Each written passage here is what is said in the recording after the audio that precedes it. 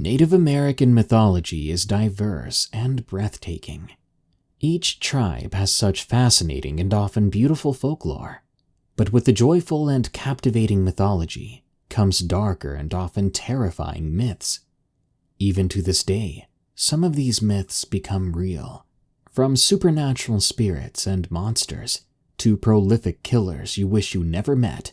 Today's episode features a number of terrifying tales that happened on reservations. Be warned, one of the following stories is not true. So tell me in the comments which of these stories you think is the fictional creepypasta, if you can guess. And on the next set of themed stories I upload, I'll tell you the answer. Also, let me know if you want more Guess the Creepypasta episodes like this. Enjoy the stories, and be sure to send me your scary stories at darkstories.org. And if you want to listen to my narrations hands-free, follow the Darkness Prevails podcast on Spotify and iTunes. And if you can, please leave a review on iTunes too. Thank you. Now, let's begin. Curse of the Desert Draggers, from Burning Sands. We called them draggers. It's a legend passed down from generation to generation on my reservation. And yet, almost all the people on our reservation today have never heard of the legend. Only a few remaining families still tell the story to their children and their children's children. To be honest with you, it's a story even I nearly forgot. Having been told by my grandmother as a small child, I hadn't heard the story told again until I went searching for it in my late 30s, after experiencing the most horrific moment of my life. There exists a few miles of desert in one direction of our reservation. As the story goes, the people of my tribe roamed these parts far and wide for centuries. They knew to never wander the desert, as the dreadful heat of the day and the polar cold of the night would likely be your end. But there was another threat that often exited that desert, but always returned, dragging one of the tribe into the dunes. Coyotes. Modern coyotes are so docile that even though I was young and impressionable at the time when I first heard the story, I immediately refused to believe that coyotes, of all things, would be as aggressive as the story portrayed. And yet the legend goes that coyotes would stalk the village at night, looking for unattended children or infants to grab and drag away, whilst the coyote's companions would growl or attack or distract the family members that attempted to stop the dragger coyote. That is why they called them the draggers. These starved and desperate coyotes dragged infants into the desert, where they were never seen again, and often those who followed in an impassioned attempt to rescue their loved ones would also become lost to the extreme temperatures of the dunes.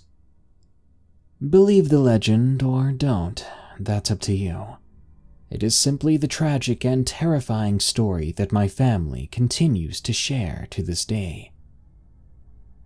As kids, my cousins and I thought the story nothing more than a cautionary tale, an attempt to keep us from wandering around at night and to keep us from exploring that desert. It's funny how a place so obviously dangerous and treacherous is somehow tempting to a child. There were times in my youth where we would ignore the warnings, and we would adventure into the dunes after nightfall. Usually, we would hear the howls of coyotes and turn back, reminded of the story of the draggers. But on one brave occasion in which we went a bit too far, we stumbled upon coyote tracks and ran back laughing at our bravery or stupidity.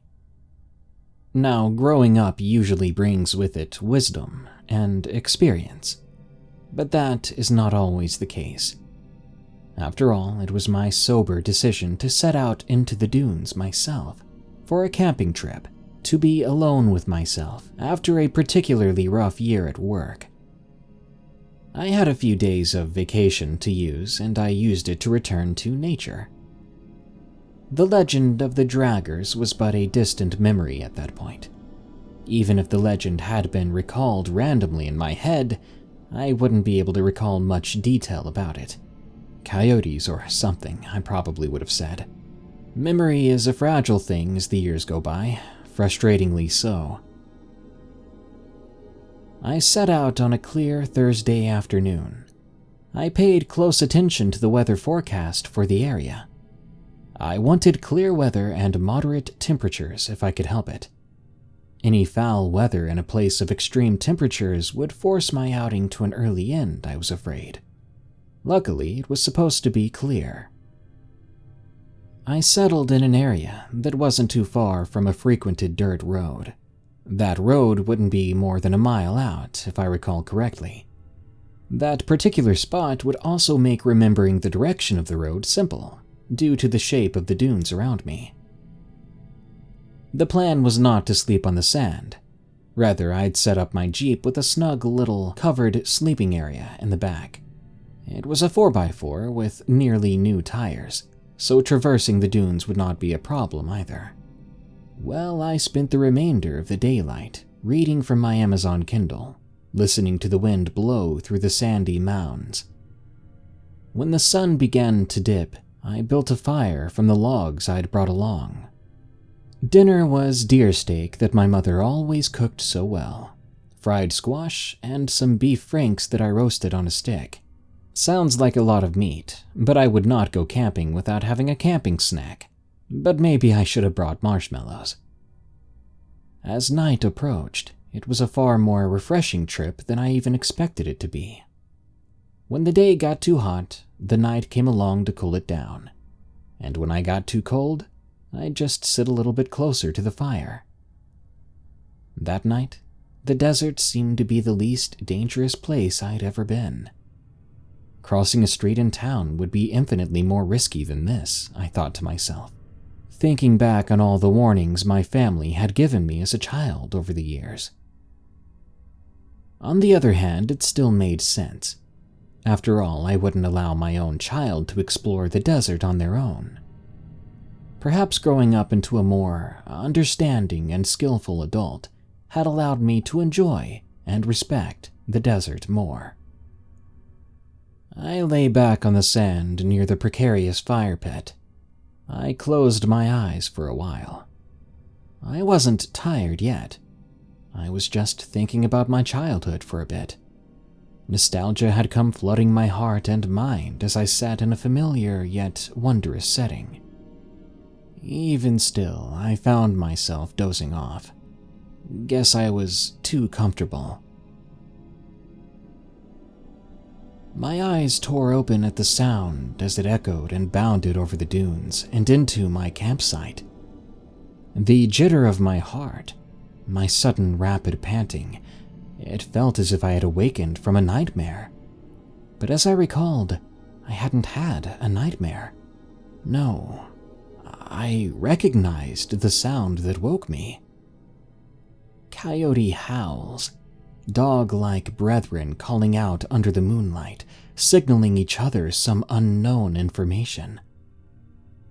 I placed my palms on the sand, gripping it in my fingers.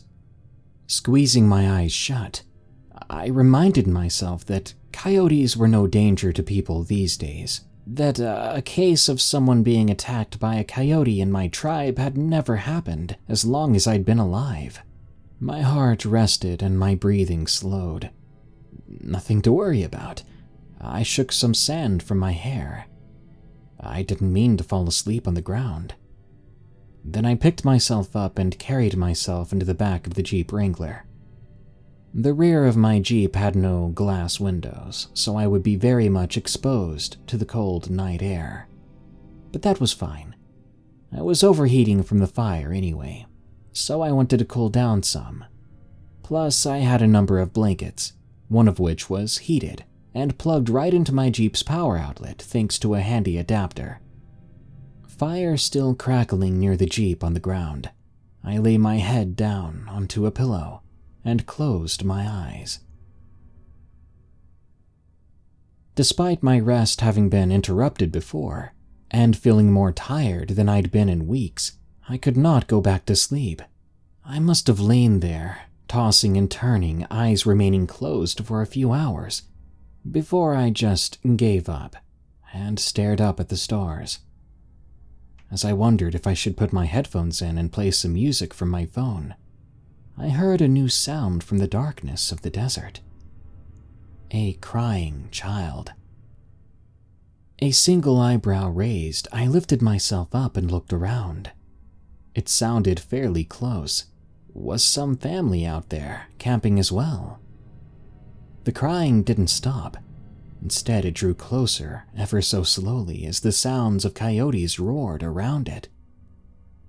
As the minutes ticked past and I began to grow annoyed by the unwanted chorus of the night, I made a startling discovery. Though the crying came from the same direction and slowly seemed to approach, the coyote howls were steadily converging, fusing together behind the sound of the child's cry. I stared into the darkness toward the direction of the sounds until, maybe 20 minutes later, they all had combined into one harmonious sound of layered voices.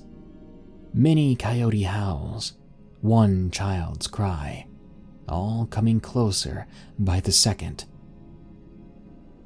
My mouth had fallen wide open as I jumped from the Jeep and nearly tripped when my foot caught in a blanket. I wasn't sure why, but I felt as if I desperately needed to put out the fire and drive away in my Jeep. Something deep, something primal in me demanded that I stay no longer here. As I started to kick sand awkwardly onto the fire, to no avail, thanks to one of my feet being asleep, I found it was too late when a figure emerged from the dark at the side of one of the nearby dunes. I saw paws first, 4 paws leaving slow, deliberate tracks in the sand beneath it as it traversed down the steep mound. It seemed to be approaching the fire. I was happy that it didn't seem too interested in me. But I had never heard of wildlife approaching a person next to a fire without any caution. I thought to myself, shouldn't it be scared of the flames, scared of a human? Taking a step back, I kept a distance from the coyote as it approached my campsite at a frustratingly slow speed. It took another minute or two just to reveal the rest of itself into the light of the campfire. And when it did, I screamed and fell to the ground. My hands flew behind me, searching as I grasped at more solid ground to pull myself backward, yet all I found was a sea of loose, soft sand. The coyote's furry body ended, or rather began, at a disturbing point. Its face was not coyote at all, but human. Specifically, its face was that of a newborn baby, yet the bottom half was still the lower jaw of the coyote. The human face seemed to replace the top half of the head and snout where the nose and eyes would be. I could see its mouth open in a pant as the human face looked into the fire, the flame dancing across its tormented newborn eyes. With each step, the lower canine jaw opened and a baby's cry came dribbling out of it. Behind it, as if somehow miles back in the desert still, dozens of coyote howls accompanied the cry. The creature approached the fire at a snail's pace. Over the course of what must have been 5 minutes, it made it close enough to the flames to where it seemed satisfied. Then it sat as a dog would on its haunches, its panting slowing as the heat apparently pleased it. It had wandered a freezing desert to find solace and comfort in the heat of my fire. I soon remembered that I was still struggling to make sense of the situation from my position on the ground. I swallowed hard, forcing bile back into my stomach that desperately wanted to rise up out of fear. As I stood, causing the sands beneath me to falter, the coyote thing took notice of me. The baby's eyes looked right into mine for the very first time. I'll never forget that moment. Its lower jaw slacked open and became motionless as a childlike voice whispered from it. It said, "Mama." I left the fire ablaze, scrambling like a madman into my Jeep. I wanted to scream. I wanted to call someone from my cell phone, but I could not pull my mind away from its focus. To escape. And so I did. I drove as fast as I could in the direction of the road, coming disturbingly close to flipping the Jeep on a few occasions. When sand turned to dirt under tire, I began to cry and smile. Though I no longer lived there, I floored it back to the reservation and stayed the night with my mother, who still called the place her home. She asked what brought me to her house so late in the night. She queried me why I looked so tired and scared, and why I was covered in sand. I sat down on her couch. I spilled everything to the elderly, loving woman. After bombarding her with the most unbelievable ghost story that was my night camping, she nodded and seemed almost unfazed. Your grandmother spoke to me of such things when she was still with us. You remember the legend of the Draggers, don't you? Covered in a cold sweat and mouth agape, I nodded repeatedly. Well, then you should understand this encounter entirely. Here, let me get you some tea. She sat up and walked into the kitchen. What did that mean? I wondered. How could I understand something so out of this world? After a few seconds, she returned with a hot cup of tea and sat down again. I drank as she smirked at my still confused expression. You still don't get it. I shook my head. Our people have always believed in the spirits of the land. Spirits of water, wind, fire, even of the earth and desert. When someone was taken from this world too soon, when a person passed away suddenly and in pain or torment, sometimes a part of them would stay behind. It only makes sense that you would see what you saw out there. After all, it was likely the remains of a child stolen from its mother, devoured alive by the Draggers, abandoned on this earth and forced to wander the colds of the desert night alone. And there you were, with a source of heat in the desert hell. My mind reeled. She made my crazy story sound sane, even poetic, and it actually made sense.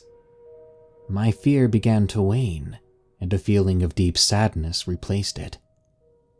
That creature meant no harm, I think, despite its frightening appearance.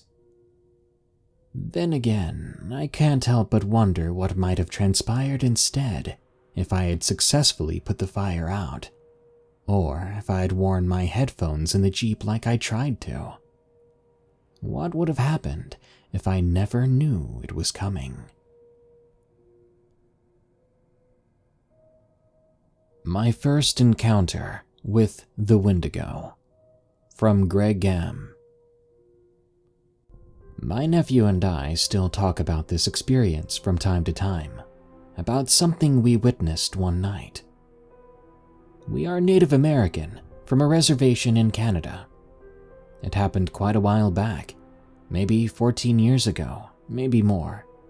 I can't recall when exactly, but I know it was a long time ago, when we were younger and we had the house to ourselves.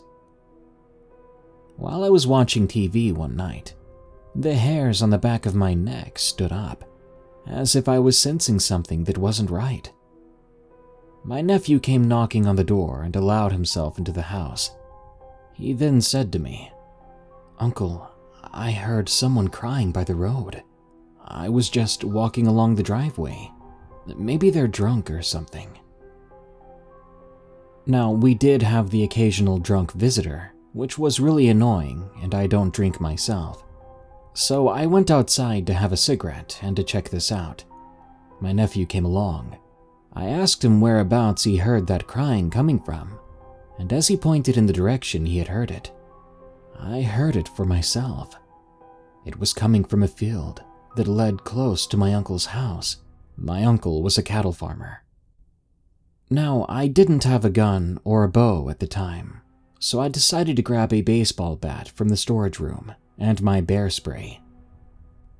I do a lot of hiking, and the area has bears. From time to time, they do come into the yard or get too close, and the dogs would chase them off, or they would bark nonstop, letting us know that they were there. I gave my nephew the bear spray and a Maglite flashlight. I mentioned it could be a lynx, as they were seen there from time to time as well. When I was going to tell him to keep an eye out for eye shine, we both saw eyes shine, and whatever those eyes belonged to, it wasn't a lynx, nor was it a normal animal. Wendigo is talked about in our culture, but many assume it is just a tale to tell around a campfire. But upon seeing this, it may just be true, because what we saw in front of us, no less than 30 feet away, sitting like a frog would, was something that was grayish or pale and thin and looked like it was starving, as its bones were noticeable through its emaciated frame and had fairly large eyes that appeared black with no pupils.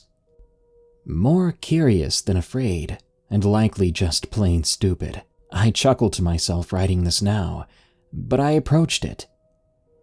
It backed up in a way that resembled a crab, going backwards into the tall grass with cattails. It was a marshy type area. I went to the spot it had been moments before, but noticed where in the water I stepped, the mud was kicked up and disturbed, but where the thing had been, it had left no signs of which direction it went. All I could see was the bottom of the pond water. I went back to where my nephew stood, and we stood back to back watching out.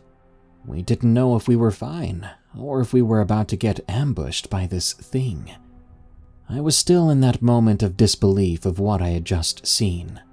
My nephew began to shine the flashlight around, to try to find where it might have went. He stopped when he shone the light on it. He found it, and we saw it standing upright by a fence line that bordered off the farm from my dad's. It was standing sideways from us a bit, hunched over and slowly tilting its head our direction to look at us. Despite us shining the light right on it, it just vanished. We didn't even see it run or move. It was gone. We shined the light everywhere again, trying to see where we would spot it next. I then told my nephew we should get back in the house right now. We literally walked backwards together the entire way back, looking to the last area we had seen it. We stood on the veranda having a cigarette, again trying to calm our nerves and trying to make sense of what we saw. Just when I was about to say Wendigo, and I mean I got as far as saying, it's probably a we heard something screaming right by the driveway. The sound made us freeze in our spots. It was a scream we had never heard before, and mind you, we know what mountain lions and other animals sound like. But this wasn't no earthly animal. We stayed in place, once again trying to find it with the flashlight. But we couldn't. We didn't see much of anything. We saw no movement, and we even flinched when the dogs had suddenly showed up out of nowhere. But that's when we realized something. The entire time, we hadn't noticed the dogs weren't around. After all, they usually followed us when we walked around. We took the dogs coming out as a sign it had left. My nephew and I agree that we hope we never see it or hear it again. And I don't blame the dogs for hiding. If I knew what was in that field, I would have hid too. All my life. From Anonymous. All my life, I've been plagued by strange and paranormal events, some terrifying, and some not so much. My great-grandfather was full-blooded Native American. I vividly remember visiting him on the reservation and city. I remember sitting in his lap while playing with his braids. The women in my family are what most people call sensitive. Some of them can sense spirits. Some have had conversations, and, well, me, I've unfortunately inherited all of it. From the age of 8, I've been sensitive to many things. When my mother was married to my stepfather, he had a new home built for us in a new housing development. It was a nice ranch-style home with a roommate floor plan. Although the house was brand new, I still was terrified and even outright refused to sleep in my room. Whenever I did, terrifying things would happen. One night, while being forced to sleep in my room by my mother, who was tired of me sleeping in their living room, I was on the verge of falling asleep when I was jolted awake by what any 8-year-old would call a terrifying event. I awoke with my body halfway off the bottom of my bed, and my covers on the floor at the bottom of the bed. I had been snatched at my ankle from the top of my bed and almost completely pulled off the bed by an unseen force. Well, that wasn't even the half of it. Before my parents were divorced, that room gave me more nightmares than I could possibly count. Not only having physical interactions with things that I couldn't see, I would wake up in the middle of the night and see pale faces staring at me from the wall. Literally half of a see-through human form protruding from my wall silently watching me. It scared the living daylights out of me. When I was 13, the most terrifying event up to that point happened. The pretense to this event was a few days before the big event happened. I was napping on the couch in the living room when I felt someone slap me. Now, this wasn't a slight slap. There was force behind it. It felt as if someone slapped me with all their might, and when my eyes snapped open, I sat up, crying, and yet there was no one around. Fast forward a few days, my mother and I had gotten into an argument. I don't remember what the argument was about. Probably the normal things young girls and mothers argue about. But I stormed off to my room. Now, I'm a very even-tempered girl at that age. Not much made me angry. But I was unusually angry then. Like I could snap someone's neck angry. I remember sitting on my bed, cursing my mother in my head. I felt a force literally enter my body, and my arms went stiff. My head snapped down. I began to growl. This growl was not something I could reproduce even if I tried. It was a guttural growl that one would hear from an angry, rabid dog. I was terrified, but I had control over my thoughts, but not my body. So I could not open my mouth to yell out for help. I remember wanting to scream for help, but I couldn't. I remember my legs kept swinging off the bed as if my body was trying to get up. The only thought that was racing through my head was if I get up, I'm going to seriously hurt my mother. I concentrated as hard as I could. I forced my mouth open to scream, "Mom!" That was all I could get out before my mouth snapped back shut and the growling continued. My mother, who's religious, made it to my room in seconds to see me on the bed growling, and she began to pray. I don't remember much. The only thing I remember is the beginning of her prayer and going into convulsions. I'm not sure how much time had passed, but when I came to, I felt as if all my energy had drained and I could sleep for days. That was just the beginning of what has been a life of extremely terrifying events. I would have never been here. From Anonymous. If you ever meet my mom, she can be stuck up. Sometimes it's embarrassing, but I'm glad she's like that. If she wasn't, I would have never been here. Back then, around the 1980s, my mother was on her own, living in Phoenix. She would frequently go back to the Navajo reservation in New Mexico because her dad, my grandfather, lived there. One night on her way back to my grandfather's, she stopped at a truck stop in Camp Verde. As she got out of her truck, she was walking into the store. She saw a guy, and in her words, she said he was handsome. As she got closer to him, he spoke to her, saying, "Hey, I need a ride to New Mexico. Can you give me a ride?" My mother ignored him and made a disgusted sound as she walked by him. Before she went inside, she took one more look back and saw another car coming, so she blew it off. She did her business and came back outside.